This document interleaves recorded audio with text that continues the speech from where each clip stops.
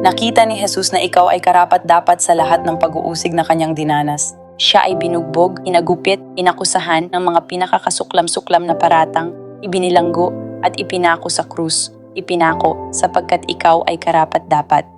Ang sakripisyong yon ay mahalaga sa kanya. Ikaw ba ay nagpapasalamat sa sakripisyong yon? Kung ikaw ay tunay na nagpapasalamat, ang pinakadakilang paraan upang magpasalamat sa Diyos ay ang maghandog ng sakripisyo para sa Kanya. Ang ialay ang iyong buhay sa Kanya, ang pagdaanan ang anumang kinakailangan upang maglingkod sa Kanya, ang kusang pagharap sa pag-uusig, ang pagtindig upang gawin ang mahirap, ang humarap kay Goliath at magsabi, "Ako ang lalaban sa Kanya."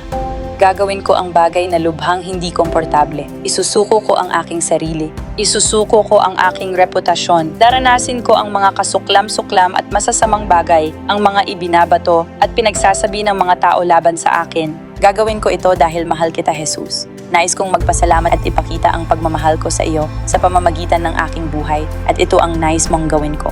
Nais mo akong maglingkod sa iyo. Nais mo akong magsakripisyo para sa iyo. Nais mo akong dumaan sa pag-uusig alang-alang sa iyo. Iyan ang paanyaya niya sa iyo. Iyan ang tawag niya sa iyo. Daraan ako sa pag-uusig. Isusuko ko ang aking sarili at reputasyon. Ako'y magiging kontento at payapa kahit ako'y paratangan ng mali ng mga tao. Gagawin ko ito, Jesus, dahil mahal kita at ikaw ay karapat-dapat sa lahat.